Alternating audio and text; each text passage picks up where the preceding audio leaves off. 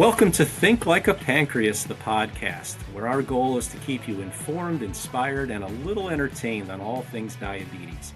The information contained in this program is based on the experience and opinions of the Integrated Diabetes Services clinical team. Please discuss any changes to your treatment plan with your personal healthcare provider before implementing. Hello, ladies. Hi. It's exciting Hi to there. see you again today. And I'm Jennifer Smith, the registered dietitian, certified diabetes care and education specialist with Integrated Diabetes Services. Excited to chat with my colleagues, Dana and Tavia, today, all about something we find very, very important as we move forward with all the technology that we've got in use today. Have always taught a lot about insulin use, right? Insulin use and understanding the timing of our insulins today and everything. But there's kind of a little deeper dive to take with that because of our AID systems or automated insulin delivery systems and kind of all of the ones on the market, using them a little bit differently in respect to understanding the insulin timing and knowing what to do with how your system works. Yes? And being successful with it. And one thing, I'll just introduce myself. I'm Dana Roseman, Director of Technology and Applied Research at Integrated Diabetes. And I would say that try to remind people all the time, and I'm sure you do the same, that we have all these fancy algorithms and fancy pumps and these amazing continuous glucose monitors, 24/7 alerts and alarms. But the insulin that we're using is still the same insulin we used, 25 years ago? And it's no faster now than it was back then. 100%. In fact, that's kind of funny. You're saying 25 years, and I'm thinking, has it been really that long that we've had? I mean, I don't know. I guess I switched to Rapid ultra insulin? rapid earlier than that. I know maybe not everybody uses the ultra rapids, but I mean, it's not like it's But definitely magically faster. No, you're actually right, because I think it was about 2000 when I went to my doctor and said, there's this new, more rapid acting insulin, Humalog, right, on the market. And I had been still using our insulin up to that point and was frustrated. And he's like, sure, I can write you a prescription for that. But it's 25 years since those more rapid than our insulin came out. And now understanding them, even with, the Fiasp and the Lumjev, the more ultra rapid actings. And then how do they work when we're using automated systems? And then how do they work when you need different kinds of foods? That's the other challenge. It's not just let's learn this one rule and apply it. And I'll introduce myself quick. I'm Tavia Vital. I'm registered nurse, certified diabetes care and education specialist with Integrated also. And I'm the director of intensive management services. Meal composition matters so much, and we can't expect the insulin to work differently just because we're eating differently. I do try to remind people the same slow insulin that we're wanting to bring down a high blood sugar of 250, but we're so frustrated it's taking that long to bring that high blood sugar down. Same insulin we're using for food. It's not going to work any faster. Nope, it certainly is not. And that's, again, understanding system to system, because there are nuances to each of the systems and how it accumulates insulin on board or IOB and how we watch and then interact with that. And then the bolus timing around meals or the adjustment for exercise with these different types of systems. Dana, I know you have probably a list on your desk, as organized as you are, for things with all the systems. So the organized person is usually Tavia. That's true. Tavia is usually our secretary in many things. It's like, I got it all. I'll send you an email.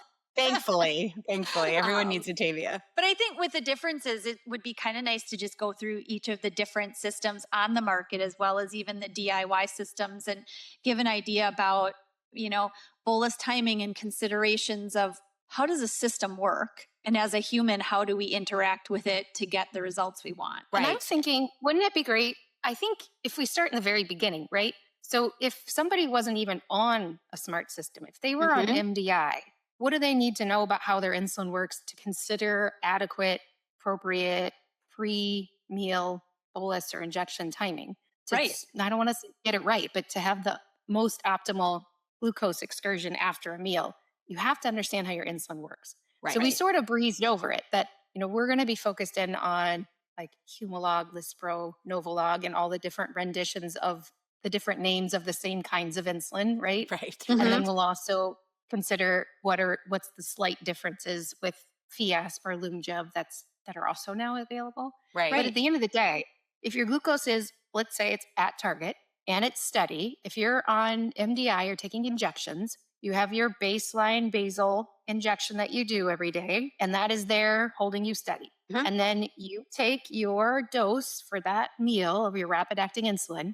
And the goal is that that dose prevents you from getting a spike after your meal and lands you back down in 4 or 5 hours back at your target without a low. I might put the caveat, an extreme spike, because I don't want to give anybody the expectation that even people who don't have diabetes never get a spike. Right. And we should define also, yes, and what we should should. the excursion be, right? I get the question very frequently, well, my blood sugar's going up high, and then we look at the graphs and see, well, but it is without corrective action coming back down. Great. Right. Then what should the rise after a meal be? And the expected with the standard intake of carbs, proteins, and fats at a mealtime should be somewhere between, on the low end, maybe a 30-point rise. And on the high end, it could be 70 or 80 points. So if you're starting, as you said, Tavia, with like a 100 blood sugar and you eat a standard meal, the excursion could be 180. Absolutely. But then for 2 hours, if it's a standard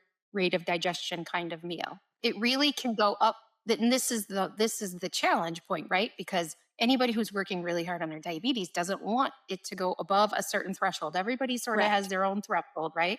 So we're going to focus in on the standards of care guidelines that say you're trying not to go above 180 after meals. If you're trying not to go above a lower number, it's the same concept, but just in your own mind, replace the 180 with 160 or 140 or whatever it is. Right. But it's not flat. That's the most important thing. Correct. It's not flat. In fact, my diabetes educator for me, when I was probably in my early 20s, I think mid-20s, maybe early 20s, she made me a Post-it note and she drew a hill and she did before meal, after meal, 4 or 5 hours later, and wrote, it must go up before it comes down. Love that. Because I didn't want high blood sugars at that stage of my life. I was so fearful of having high blood sugars that I was like way stacking my insulin because I didn't want to rise. I didn't want to spike, but I didn't have a concept of realistic expectations of that 4 to 5 hour action time of the original dose of insulin. Well, and I think you bring that in a good place of this discussion, because even if you are, again, MDI, the timing makes a difference. But as we move into using these AID systems, the same concept really is there. How the system, after you pre-bolus and count your meal well and take your dose and know your ratio and all that kind of stuff, the system is going to help on the back end. And it depends how much it's going to help depending on the system. And I think that's where we really wanted to focus on how much is that algorithm going to help on the flip side if we've done everything right on the front end, which is also tough to do. Right. And this is, I think, conversation expecting that the settings are where they should be. I was thinking about that when Tavia was talking about MDI and that, basal rate that's keeping you kind of steady, which is unusual because most people have a little bit too strong of a basal insulin on pumps and on MDI. But yes, I was thinking that assumes that the settings are optimized. Yes. Yeah. Right. And we're talking about known meals, right? So it isn't realistic to expect that every meal under the sun that someone can throw at you or that you could choose to eat in the moment, that you're always going to know the perfect pre-bolus time to stay within your target glucose after. It just isn't realistic to think that if you're not making any insulin. I can say, though, that your typical meals, and when I have a chance to work with somebody, I usually encourage them to figure out your most well done meals, right? The 20 to 25 things. The same. Yeah. Right. Yeah. You're going to use them over and over, figure them out, because that's 80% of your management is what you do over and over. But you also can take what you learned in those circumstances and apply them when you're eating out or eating at a friend's house, because those meals are still your preferences. So if you're going out for dinner and it's a meal, you're likely to pick similar things that you know that your taste buds like, and it could be close enough as an estimate to use as a reference, is my point. And I love that you said that, because so often I talk to someone and says, well, how do you bolus or pre-bolus when you're eating out? Because you have no idea what you're going to eat. I'm like, well, you kind of do, because if you hate, curry, you're not going to get a curry. You're just not. And if you are a vegetarian, you're not getting a hamburger. So you kind of know what you're going to eat. So I do always push back a little bit. Yeah. It's a great place to start is your known foods, again, tested and true basal rates and ratios and all those kinds of things. And then start making some notes about what you're kind of seeing. And then as we move into using automation and using the technology we have at our fingertips today, I think one of the best pieces of technology that's been around for a long time is absolutely a CGM. No, absolutely. Your CGM trend, it can teach you so much. And if you know how to interact with it, then you're going to be able to see what your system is doing and make proper adjustments. Right. If I was on a deserted island, the one piece of diabetes technology besides insulin is absolutely my CGM. 100%. Agreed. Yeah. Agreed. Coconut water for Lowe's, just in case. Just in case. I think that could be arranged. Not the strange berries on the bush that you're not quite sure whether they're going to kill you. Right. Maybe. And I think it's also important to know that to not get discouraged if it doesn't go well every time you try the same meal. I think that's one of the most frequent complaints that people I work with have is I eat one of two breakfasts every single day. Right. And it doesn't work out the same for me every day, even if I eat the same breakfast and I do my pre-bolus time at the same time. So what are some of the contributing things that you guys help explain to people when this is happening to them, when they're using the automated systems, especially?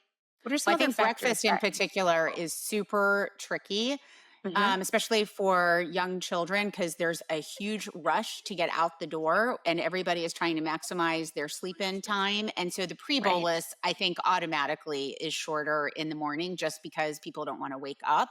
You know, if you're having a bowl of Cheerios, you absolutely know that that's going to raise your blood sugar very rapidly, if not for a long pre-bolus. But if you're waking up at 6:30, breakfast at 7, that's tough. I know with a lot of automated systems, you know, we need to be very thoughtful about how much insulin is being taken away before a meal. And I know that this happens quite often with Omnipod 5. I just happen to notice it a lot with Omnipod 5 system is that the system is suspending quite often, especially in the early kind of morning hours as you're getting up, because that target is you know a little bit higher than where you want to be. You're kind of floating into breakfast and that insulin has been suspended, and without a pre-bolus you're just going to have a higher spike than you want to. And it's the timing of that is so key, especially if you start the morning with a very processed kind of typical American diet of, you know, waffles, pancakes, bagels, you name it. Right.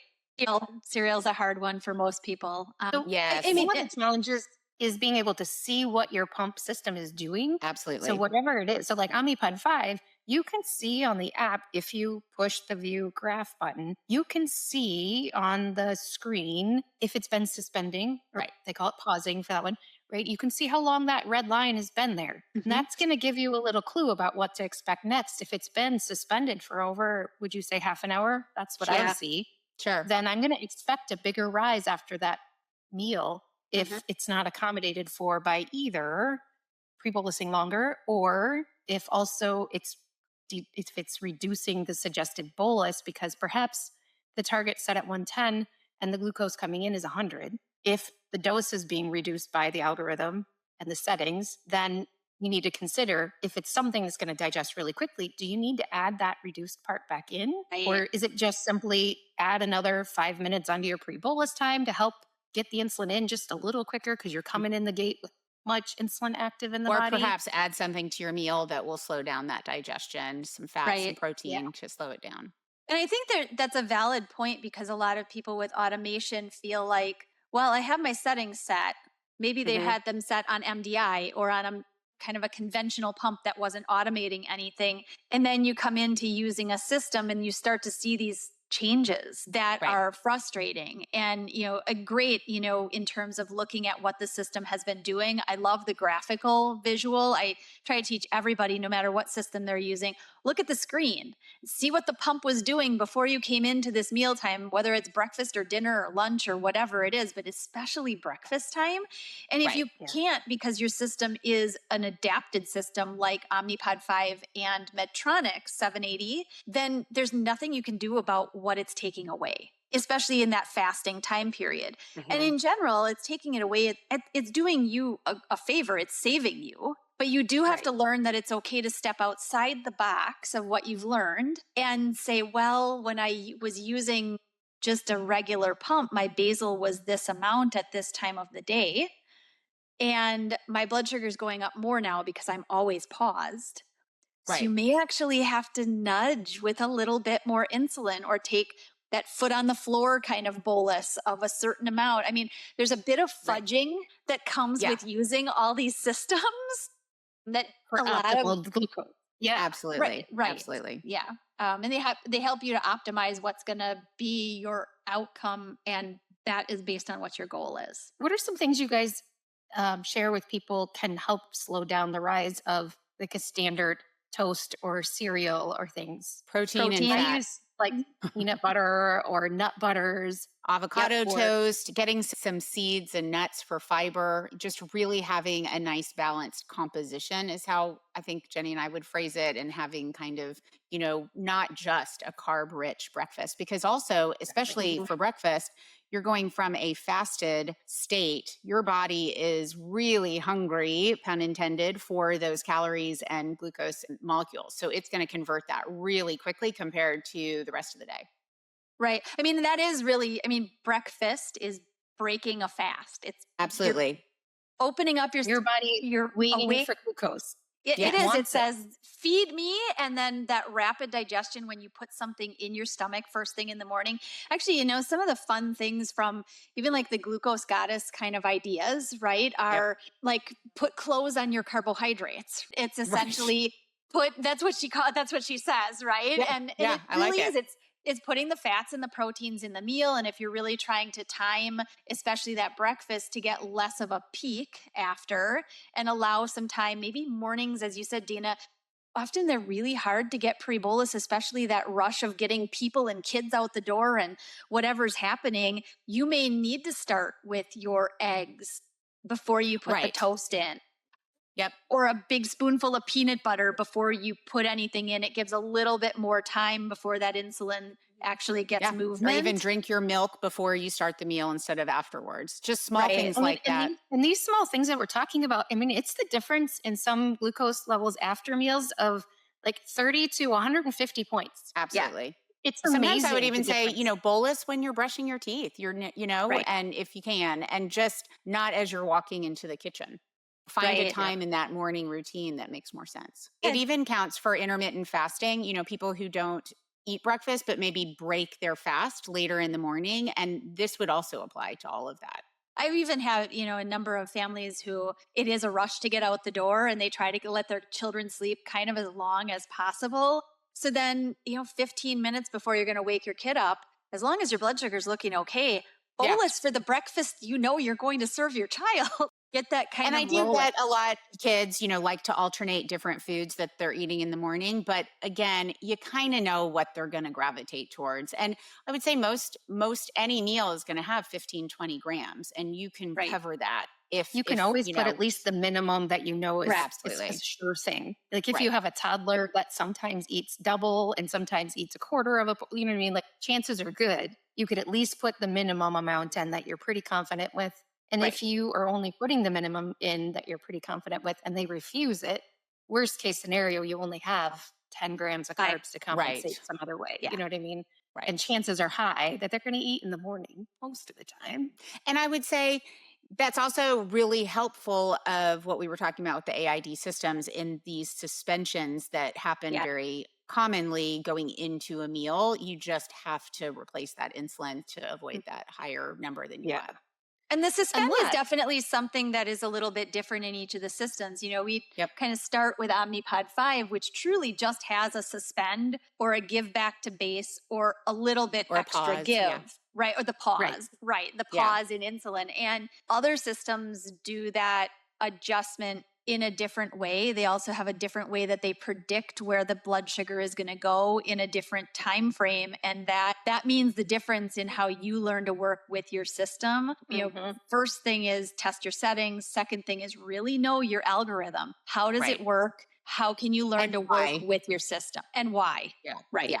I think I'm oftentimes explaining to folks that, with the Omnipod 5, with Tandem, with Medtronic, when you're under the target that the system has set, the system thinks you're low. You may not feel low at 100, but if that is under that 110 or 112.5 for tandem, number, then you're getting less insulin, and you may feel like that's not correct or what you want, but that's what's happening. Correct. Yeah. And, tandem definitely has less of a just pause as your glucose is kind of trending under that 110. But it also has a really nice visual. It does. Yes. And you can see its step down approach to taking basal away, but not just pausing it. Yeah. Likewise, step up kind of way of what we call positive temping, right? And you can't really see that visually on Omnipod 5. You can see the pause, but unless you go into delivery, the insulin delivery history, you never really know what the adapted extra give is when your blood sugar is trending up. You do have to go on a little scavenger hunt, under those auto events. And the tandem, another thing that I like about what you can see, like if it is down titrating, is in the app, you can see how much, like not just the visual, you can see how much it's giving. Mm-hmm. Yeah. And it will ask you questions when you go to bolus. It will ask you if it should reduce the dose, and you can choose to either reduce it or not reduce it. Get the full amount, which is very helpful. Very helpful to add that correction or choose not to. Word from our sponsor. Byram Healthcare understands that managing diabetes isn't one size fits all. With a full range of CGMs, insulin pumps, and diabetes supplies from top brands, Byram makes it easy to get what you need, hassle-free, shipped right to your door. And Byram's team of experts helps navigate insurance so you can focus on living your best life. Ready for better diabetes care? Visit byramhealthcare.com/podcast or call 866-692-8024 and select option 3. And now back to our program. Yeah. And especially, from the morning time, as you mentioned before, if you can see how much it is reducing it by, and that you've been suspended, that's not the scenario where you would want it to reduce that bolus. You 100% need it to give everything it should for these carbs, because with suspended insulin, now you're already sort of taking from Peter to Paul, right? Taking from both Paul and Peter if you don't take the extra at that moment. Exactly. Right. So, yeah.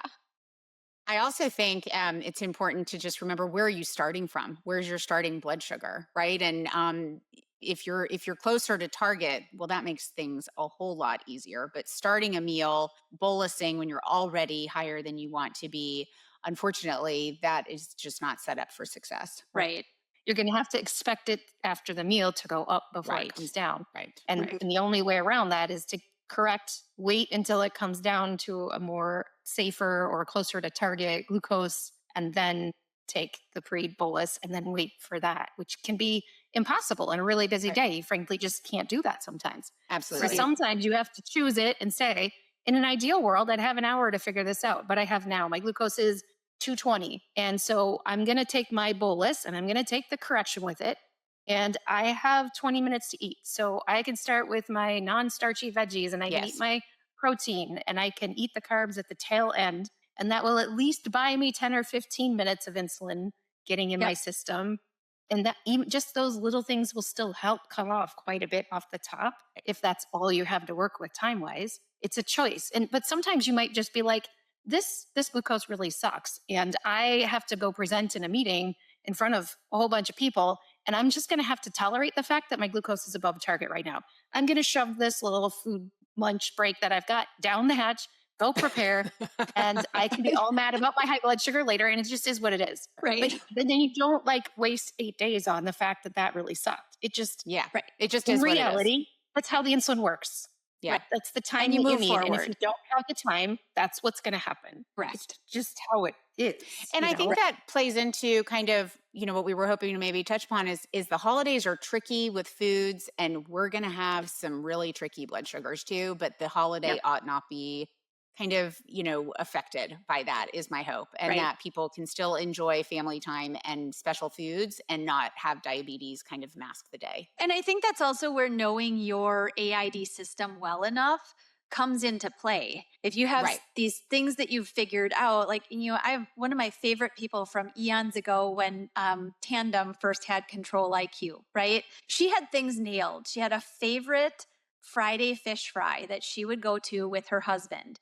And she had it nailed with just a conventional pump. Temp basil. I just like choosing days of the week for certain things like that. Right. Yeah. And, and so with Control IQ, she was, after a week or two on it, she's emailing me. I really, really like this. But she's like, Jenny, my Fridays suck. Can you, what should I do? And I said, well, you know what? You have the ability to go back to manual mode on Friday nights. You knew what worked. You had a system, just use manual mode, and Saturday morning when you wake up, go back to automation. So I think you're bringing up the holidays, it's a similar thing of saying, well, you know what? Automation serves me really well, but in this, I need to know the parameters I can make work well for me with my system.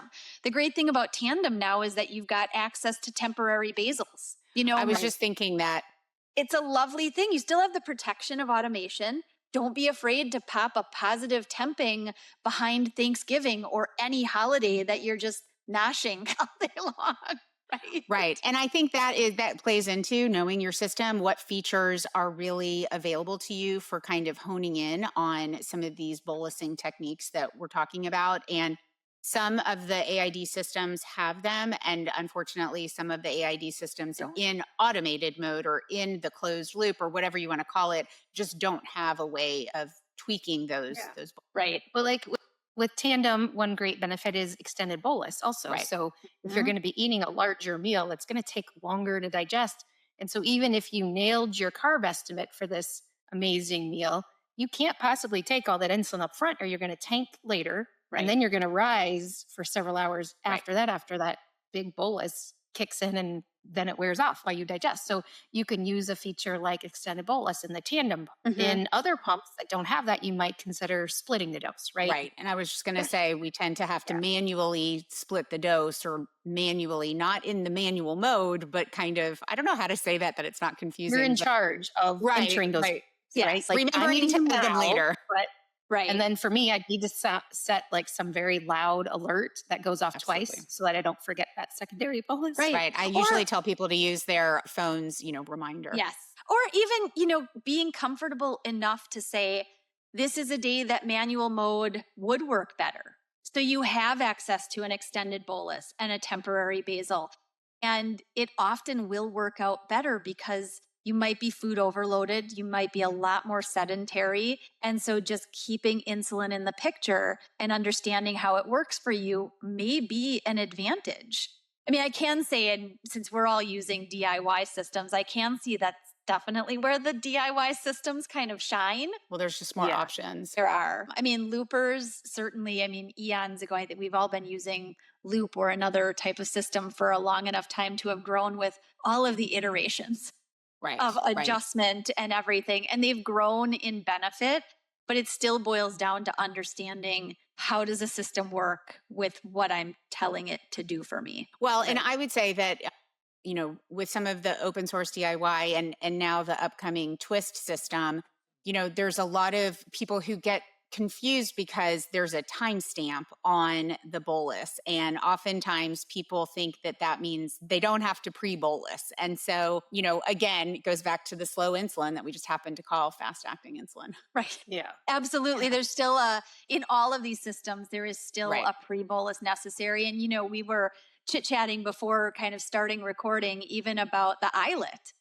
And the recommendation there is, well, no pre-bolus. Well, quite honestly, if you don't pre-bolus for that bowl of rice, goodness. You have to know after you use it for a bit, how long of a pre-bolus is it that's needed to prevent a rise, a big rise, more than you want rise, after your commonly eaten meals. And then you can use that information when you go to a large family meal or something and say, okay, I've found when I eat at restaurants with this pump, if I pre-bolus my normal 20 minutes before, then I go low and then I'm high later. So with this pump, with my body, with the way that I digest food, this big meal, then maybe I shrink my pre-bolus time.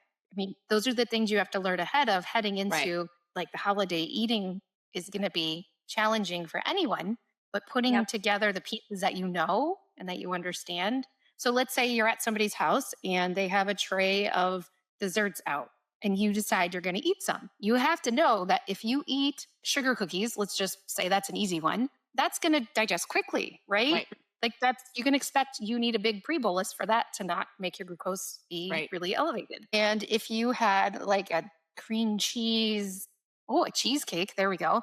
That one isn't going to go quickly, right? That's going to take longer. And so just understanding what the food is it carby? Is it a ton of protein? Is it a ton of fat? Is it all of it together? That directs you with one dose, long pre-bolus, short pre-bolus, split doses, dented boluses, temp baseling behind it. And you use the same, like you were saying earlier, Jenny, you use what you learn and then apply it to the new foods you haven't yet eaten. Right. You're not aiming for perfect, but you're going to be in the ballpark. But you'll be much, much closer. I mean, it also, in talking about all the systems and the benefits, I think they all have pros and cons to them. And that's why it's so wonderful. We have so many options to choose from. I mean, in terms of like special fancy features, what do you guys like the most in terms of insulin and bolus timing and food coverage with like the loops and the trios? What do you guys like the best? Well, I like the ability to manipulate insulin for higher fat meals that are maybe going to be digested in 2, 3, 4 hours. I live in Texas. Tex-Mex is a factor of my life, and that has a high fat component, and using that, knowing what's going to happen to my food in the future is so key. But I think we can kind of create some of these in all of the systems. But, again, it goes back to how do we manipulate and how do we use our tools? Right. Like in tandem, you can do a profile that's stronger also. Right. So if it's going to be a high fat meal and you have tried, X% more positive temp basal hasn't covered it for you in the past, you could set another profile, a duplicate profile, set the basal rates higher, set the correction factor stronger, might even need the carb ratio stronger, and you could turn that on for those types of meals. With a loop, you could do a custom preset, previously called temp overrides, and you could slide that insulin picker and say, I want it to be 20% or 40% or whatever you need, more insulin. You could adjust down the target so that it helps with that insulin resistance for a little bit. And you can pick how long you want that override to last. And you can turn it off if you don't need it anymore. And exactly.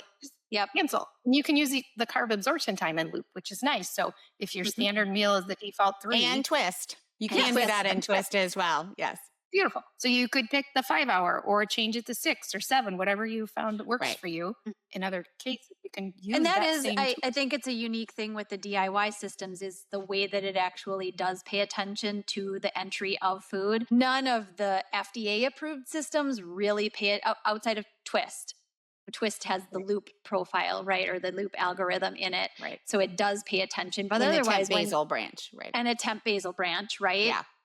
But at least it's paying attention to that food entry and the expectation of how long the system keeps a watch on the food as impacting what's happening to the glucose. Whereas the Omnipod, the Medtronic, and the Tandem, you enter the carb and the system sees it, but it only sees the decay of insulin after that in accordance with your blood sugar. It doesn't factor in that, gosh, the absorption of this food was 5 hours because it was a whole bunch of stuffing with gravy and like fatty butter and right. I mean, everyone who uses insulin or is a caregiver of someone who uses insulin knows that different food hits differently. And so I never find this is a surprising topic to people. No. I think that it's just hard to apply some different strategies, right? And one thing I like to just remind people is, you're going to have a different approach to foods that you would also eat to raise your blood sugar if you were low. So I was just thinking about the sugar cookies that Tavia was talking about. I mean, if your blood sugar was,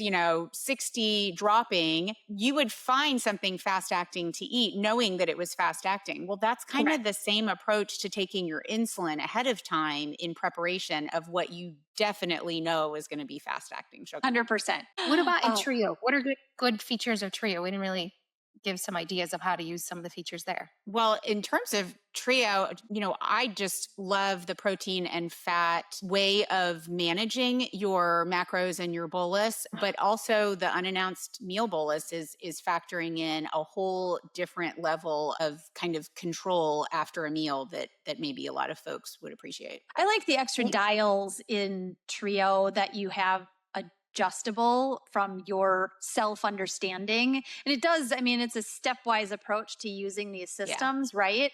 But Trio, because of those different things that you can adjust, even with the SMBs or the unannounced meal entries and that kind of stuff, the way that you can tell the system how much give to add in as glucose is shifting for you, it makes a huge difference. And having different, things set up for particular circumstances, like a holiday meal versus just your normal business day or whatever, it makes a big difference. And you can be as detailed or as simplistic in your approach as you want if you use the tools to your advantage. Like the reduce bolus button, it will be my friend for large meals because I have it programmed for what my expectation is of, instead of the whole bolus for this food that I know is going to take a while, I hit reduce bolus. It reduces my suggested bolus by X%.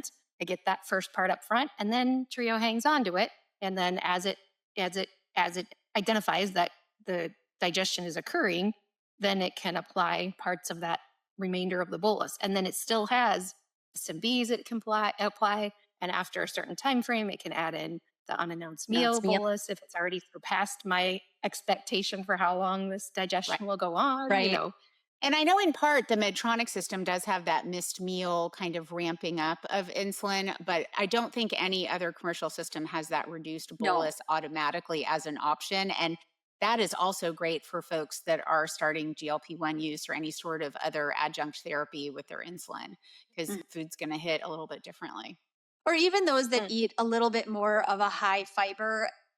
My preferred is actually, most of my meals, I use the reduced meal button in Trio, mainly because of the high fiber, low glycemic hit of the majority of my meals. And it works out so much better. I don't think I really ever use like the super-bolus one. No, I've never used that. Have enough, like I don't have food like that typically. So, I guess if I was going to go for like an apple cider donut, which I never even got one this year from our local. Well, we might want to explain that to folks because that's something you could really do in kind of any system.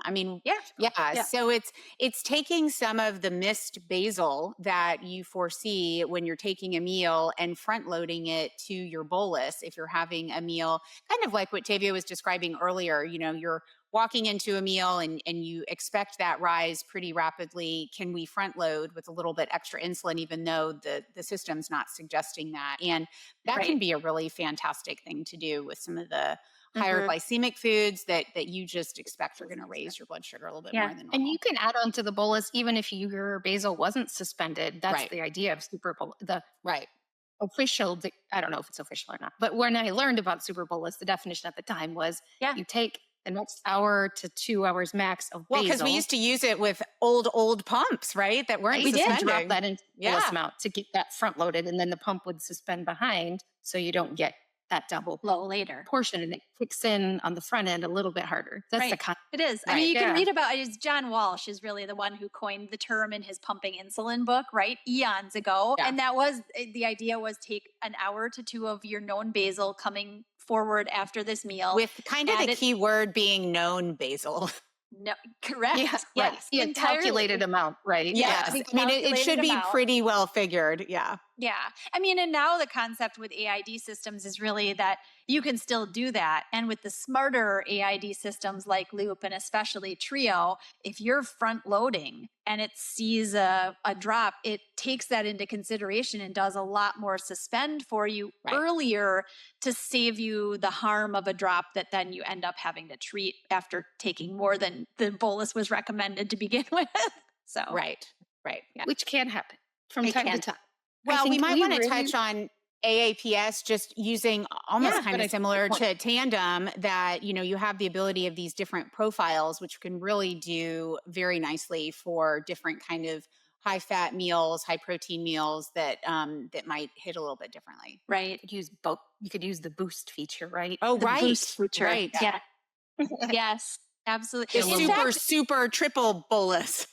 Right. Yeah, it is. And although we don't have it here in the US, the CAM APS, the FX system, their algorithm is really kind of interesting. It's along the parameters of almost like a loopy kind of sort of automated, adapted system together. And they have two features. One is an ease off, where it nudges away a bit gently, or a boost feature that actually has a heavier give in a time period of knowing you need more. There are systems around the world that we don't even have access to here in the US, but have similar fancy features. Exciting. Yeah.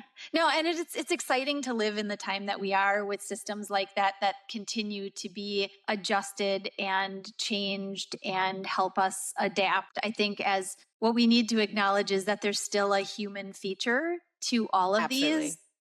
And we really do and have human to know differences in terms of even how we absorb our insulin, how we digest our food. I mean, such a difference. Right. So knowing you, again, it's kind of a marriage, if you will, of a good marriage. You both work together. There's a give from both parties. And you have to understand you and what you tell the system so the system can do its part for you.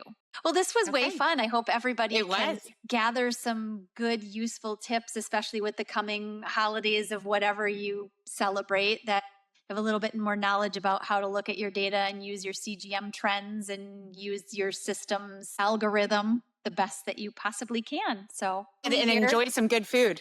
Enjoy some good food. Absolutely. If you need some help learning a little bit more, if you've kind of gotten out of this, well, gosh, I really don't know what my system is doing, I've just kind of let it do. Certainly give us a call. Integrated Diabetes certainly has several more clinicians just like us, very knowledgeable about all the different systems on the market. And we'd love to be able to help you. So thanks. Happy pre-bolusing.